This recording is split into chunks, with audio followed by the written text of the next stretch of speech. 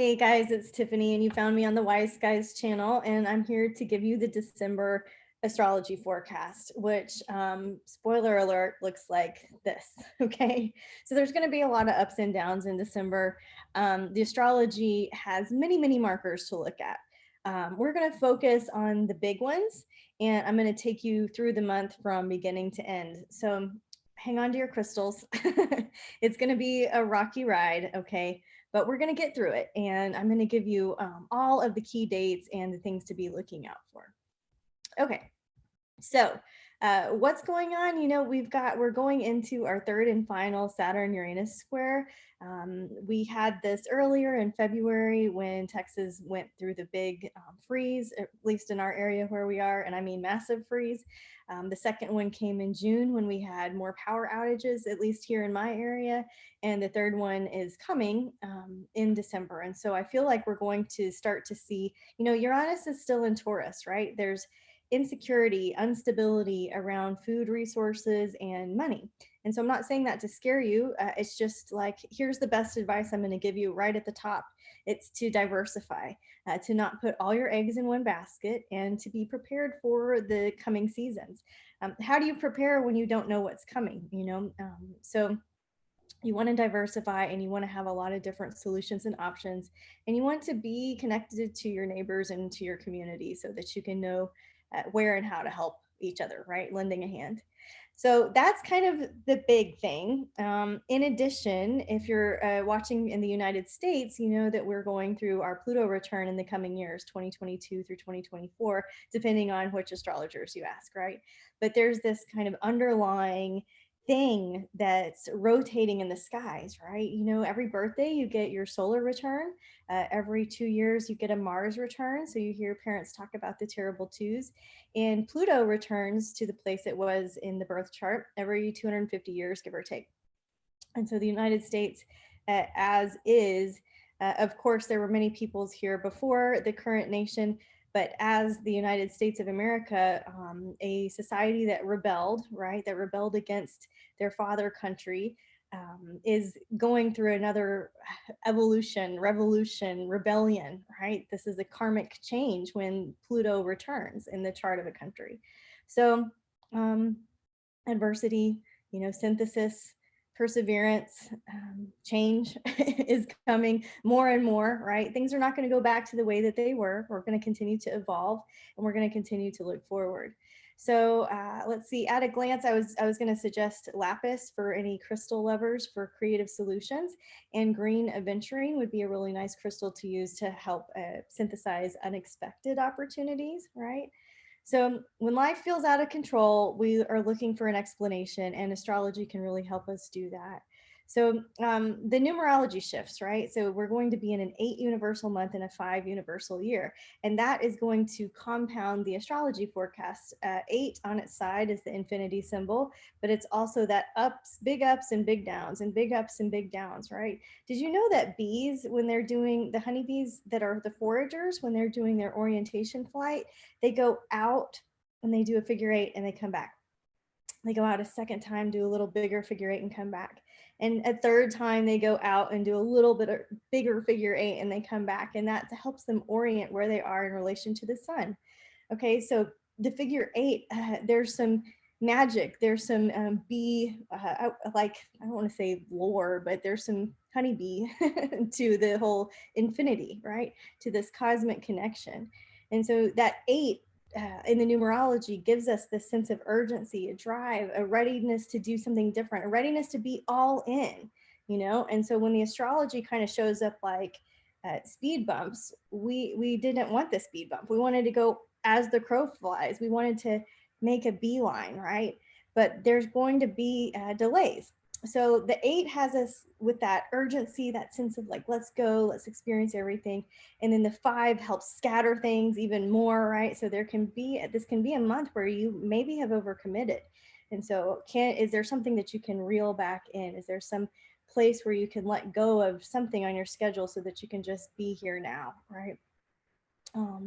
Now, December 1st, Neptune will go direct in Pisces. This, I don't think you're going to notice as much in your individual life. But I do think that a lot of times when the outer planets go direct or retrograde on that day or the day before, the day after, there's a slowness, there's a heaviness to it. And so maybe December 1st is gets off to a slower start, right? So just know that there can be some dizziness or some even just some lethargy, just a little lacking in energy. That's going to be normal. But don't let it scare you. It's not like, and I'm going to feel like crap the rest of the month, right? Just know that that's there. On the 4th, we've got a new moon eclipse in 12 degrees of Sagittarius. And so eclipse season continues here in the sign of the gypsy, the wanderer, the traveler, the philosopher, the great kings, right? So, you want to be able to find a sense of contentment, and it's going to come through the energy of expanding your mind, expanding your horizons, getting bigger picture. So where is 12 degrees of Sagittarius in your chart? And that house is going to give you a little bit of extra insight. There's a lot going on with that eclipse, and I can do a separate talk about it if you guys want, but there's also an eclipse article by our friend Celeste Brooks on the blog at wiseskiescollective.com. And if you're new to eclipses, they feel like 100 days in 24 hours. It feels like a lot of compressed energy. And so if you're getting that hugeness, if you're getting that big life pivot moments, it can feel very karmic during these eclipses. And so check out her article for sure. Other themes around this eclipse are going to be writing and publishing books, anything to do with legal issues, legal matters. I know a lot of people going through divorces and separations have had to wait quite a long time in the court systems. Maybe there's a change of fate here for you. I don't know, right? But it is a pivotal moment. Heirs and guardians, finding a new outlook, taking new classes, education, learning things. This is when you can just get your mind blown, right? Like this is when you get your first human design session and your whole world changes because you start living by your strategy and authority. This can be the time when you get your first natal reading and you feel seen for the first time and you completely change the way you orient yourself in the world, right? So lots of ideas there for you, but also on that day and during that week, Mars 4 through 8, December 4 through 8, Mars is going to square Jupiter, and then Mercury is going to square Neptune. And that looks very volatile, combative, poisonous, toxic, icky, confusing, delusional, right? Could we look at this in another way? To me, it looks like freak accidents. It looks like speeding tickets, and so when you're aware of that, maybe that's a week when you could play it extra safe, right? Like maybe that's when maybe it's not the best time to try new vitamins and try new things. Like it's just not. It's a time when your system is probably already kind of hot, inflamed, and trying to eliminate. So how can you help that? Through drinking water, right? I need to hear that message. I still like it. This is like 3 days old. I can't get through it. I'm just not that great at drinking water. But these are the things that can help your system during that kind of flamey week. I remember when I was taking my first astrology class back in 2000, I got a speeding ticket on the way to class, and it was a Mars square Jupiter day, and the teacher, he was teaching about how you get in trouble with the law, right? Mars trouble, Jupiter like this authority figure, right? And so the law, right? Anyways, he said he was describing it, and I was the class example because of the speeding ticket. So there's one for you. Mercury square Neptune, it is on top of that. It feels like really not fair. It feels like dementia. It feels like our minds aren't clear, right? And so what you see may not be what it is this first couple weeks of December. That said, this is the better time of the month. So I'm going to get to the best days and the worst days at the very end. If you want those, hang out with me a little bit longer here. December 10th and 11th. That's one of the best days here because we've got a first quarter moon. It happens in 19 degrees of Pisces. You can look at your chart to determine where that affects you. This is when you can just take one little small step towards your dreams, I like one of my visions is to have a peanut butter and honey farm, right? And to do agritourism, to do something fun in a way that is an environmental stewardship that involves the bees and gardening, right? And so one small step towards my dreams would be to write out a business plan that is a little bit more concrete, right? leaves room for spiritual interpretation and cosmic helpers, but gives me something to kind of go a path to walk down, right? Maybe a basic outline. So that's one way that I could work with that first quarter moon in Pisces. On the 13th, Mars will enter Sagittarius. That will feel good. Mercury will enter Capricorn. That will feel good, right? So that little window of time, the 10th, 11th, 12th, 13th, maybe that's the highlight of the month. Mars puts gas in the tank. Sagittarius has got to go somewhere with that. It's got to find the truth. It's got to speak something. You just can't be held back, right? And so being aware of that, right? Like sometimes you come across really hot or really strong and people can't hear that. So you can start to change your language slightly and be like, make sure that you're invited to share before just coming in at somebody, right? Mercury in Capricorn, that's going to be cool because Venus is going to retrograde in Capricorn. And so this Capricorn energy, of course, the sun will go into Capricorn. That's going to help us. 3 planets are going to help us focus on our long-term visions and goals. That's why that little first quarter moon in Pisces on the 10th is really useful, right? So you can use that as a pivotal moment for you, especially with plans that require maturity, plans that require age, plans that require things happening over a long period of time. That's going to be beneficial. So the 16th and 17th, the sun is going to semi-square Saturn under a Gemini moon. The sun is going to semi-sextile Pluto and Venus. I guarantee you there's going to be a change of plans. So whatever you thought your holiday plans were, just let me tell you, it's not going to be that. It's going to be anything but that, okay? And allow for that, allow some flexibility, allow for the wind to change direction, There's that moment when you push the boat off the deck and you're just completely in the nature, you're just completely in the hands of the wind and the sea, that you're not so much in control anymore. And that's that sense of freedom that feels exhilarating and fun, but can also make people feel really anxious and out of control.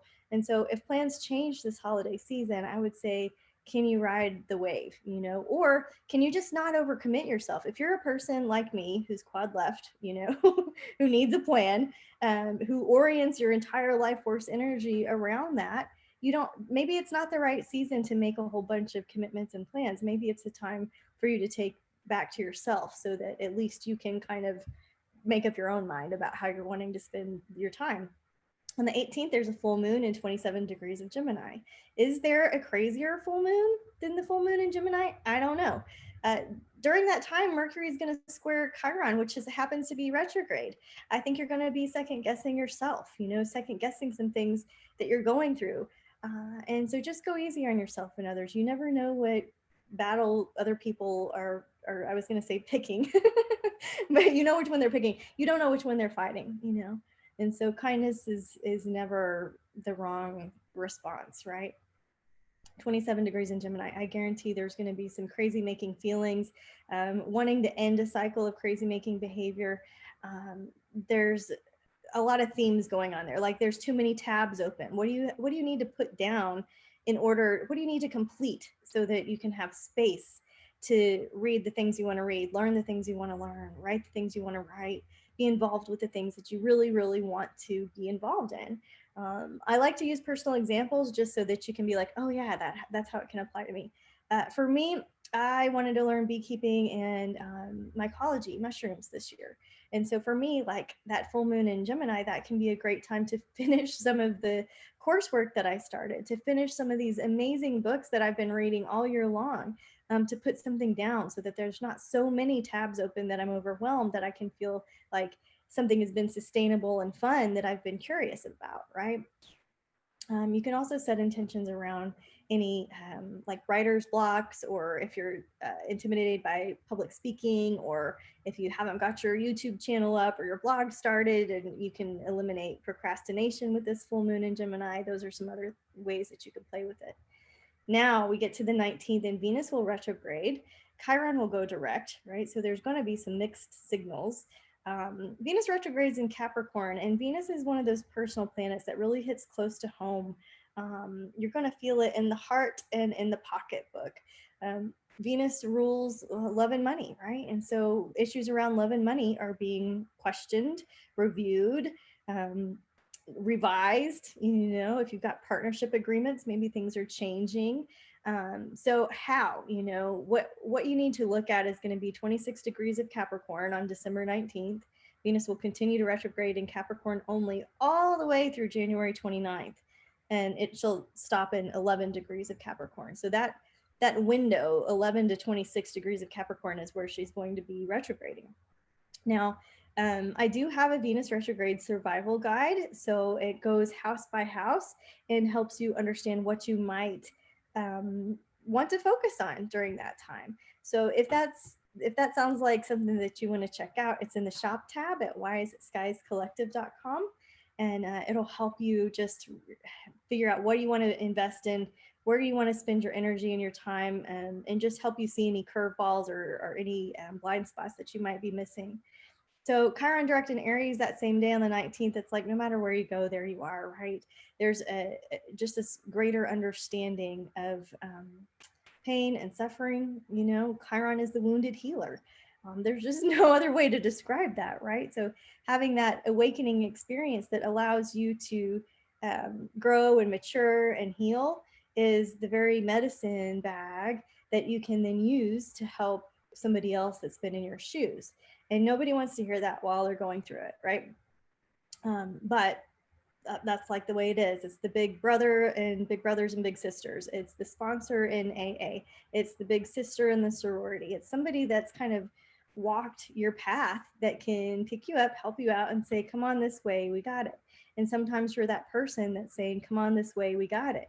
And sometimes you stepping into that role of helper and friend and mentor is more healing to you than the other person, right? So just this sense of willingness to look again once more in the heart of the matter. We are in an intense time of experimentation, in consciousness, really. And so can you just look at it like an experiment, right? How am I willing to show up today? What happens when I make decisions this way? What happens when I honor myself? What happens when I give myself proper nutrients in food? What happens when I eat according to my own design, right? My design in human design is part of it is hot thirst, right? So when I eat according to hot thirst, hot foods, hot soups, hot teas, medicinal things, my cognition improves greatly, right? So can I be in this experiment of self-help, Chiron in Aries, right? The self, okay? On December 21st, the sun enters Capricorn, another bright moment. Happy birthday to all of our Capricorns. Capricorn, it's practical magic, right? Capricorn has the long-term vision and goals, the perseverance, the ability to get to the top of the mountain, but also has this very alchemical, magical healer quality, that's very wise and very practical and very, it's like both science and alchemical, right? Very cool combination of energies, Capricorn. Earth magic, right? On December 24th is when Saturn will square Uranus, which is retrograde. It is one of the biggest transits of 2021 that we've predicted all year long. It's happening during eclipse season. It's the final of 3. It is life altering. It is a pivotal moment. It is this breaking down, right? Like Uranus breaking things down and Saturn trying to control. And it just is like friction, friction, friction, right? And so to me, it's like what we're seeing out there on Spirit TV is a mirror for what's going on here at the individual level. So I hear a lot of astrologers and healers talking about continuing to do their self-growth work, their personal work, right? It's like that Ho'oponopono prayer, right? I'm so sorry, person. I've used your words against me. Please forgive me. I love you and thank you, right? And this is something that you're doing quietly to yourself. You're not actually like telling that person that. You're just in this meditation. I'm so sorry, person. I've used your words or actions against myself. Please forgive me. Thank you so much. And I love you, right? You know it to yourself. I'm sorry, Tiffany. I've used your words and actions against me. And I'm so sorry. Please forgive me. I love you and thank you, right? This can be a mantra or prayer. If you don't have a mantra, if you don't have a yoga practice, right? Like my first one was Om Namah Shivaya, right? I bow to the auspicious one that's inside. You could pick up a mantra this season, and anytime the mind starts to wonder or get fed up or notice more of the roller coaster than be part of the peace train, you can work with that mantra and just watch the breath. What does it feel like as it's coming in your nose? Can you inhale and feel the belly first, then the heart, then the throat? Can you exhale and watch that elevator of light go down? Can you take 10 breaths before reacting, right? Okay, so big time, big changes. Side note that your Saturn-Uranus square happened in 75 to 77. That coincided with the swine flu epidemic. The Saturn-Uranus opposition of 28 to 2010 coincided with the H1N1 pandemic. And currently in our Saturn and Uranus squares of this year, they are coinciding with the COVID. So just a little astrological side note there. There's a last quarter moon in 5 degrees of Libra on the 26th. So friendly cosmic reminder, you don't have to be the karma police. You don't have to balance anything out except your trash. You know, if you have messed somebody up or been ugly, there's an apology and amends. Change behavior is the best form of an apology, right? And so just try not to just stay on your own mat, right? All month long. Now, speaking of the virus, on the 28th, Jupiter, which is retrograde, will enter Aquarius. All right. Jupiter expands and spreads widely, right? Jupiter disperses at great levels. Is Jupiter kind of like big pharma, right? Aquarius rules airborne diseases. Aquarius rules innovative solutions. Aquarius rules communities. Jupiter, big money, big education, expansion. So will we see a breakthrough in COVID? Will we see more cases? Will we see some more education? Will there be something with the overseas travel situation that changes? Those are the themes around that combination. And it is retrograde. So it's like, we're here again, here we are again. And then December 25th, there's a sweet little vibe there. Retrograde Venus is going to kiss Pluto. Mars is going to kiss Chiron. So these are deep love karmic connections. So find the mistletoe and kiss your sweetie. Connect with yourself, connect with the divine. It just is a nice little sparkly moment in the skies here. Okay, so the rest of this December is about willingness. I did list all of the transits for you for the rest of December on the blog post. So if you're wondering why I'm saying willingness, I've gone day by day and shown you the exact things going on in the sky. So you can read that. But I also wanted to give you a clear strategy to work with for December. So I said that at the beginning, right? With your finances, with your money, with your investments, you're going to stay diverse. You're not going to put all of your eggs in one basket because it's unstable and we don't know what is going to win. We don't know what is going to persevere. Is it Bitcoin? Is it cryptocurrency? Is it cash in hand? Is it cash in the bank? Is it real estate? Is it online businesses? Is it in-person businesses? We just don't know. And so to keep your portfolio diverse, to keep, when possible, right? When possible, to keep it as diverse and calm and conservative during these volatile times. The best days to work with are, I couldn't hold it in, right? The 10th and the 11th, Venus conjuncts Pluto under the first quarter moon in Pisces, Mercury will sextile Jupiter. You just got to focus on right action on those days. What you think about will expand. It's a good time to interview, write resumes, self-promote, work with the media. Where do you want to find expansion and growth? Those 2 days may be the best days of the month for you. How else can you work with the skies? A clear strategy. Stay diverse, work with the best days. And the third thing is avoid the heavy stuff on the intense days. Now, we just happen to have a lot of intense days here in December. So give yourself plenty of breathing room. Know that things are changing. Know that if things are changing, you're on the right track. All right. And so I hope everybody has a very happy holiday season. I hope you get some time to yourself. I hope that you have the gift of the breath to come back and center yourself when things get a little tight. And just know that the astrology is going to change, that the skies are changing and that this too shall pass and that we're going to be living in a different world that we're co-creating together, So let's just be the best version of ourselves possible, right? Like we're going to do our best and we're going to give each other a lot of grace and we're going to stay patient and tolerant and kind with each other. and we're gonna find magic in this December season. All right, guys, I know you have a lot of channels to pick from. Thank you so much for listening to the Wise Skies podcast, whether you're on audio or you're with me on YouTube. I really value and appreciate you being here. Please like and subscribe and share. And I look forward to reading for you this season. And namaste.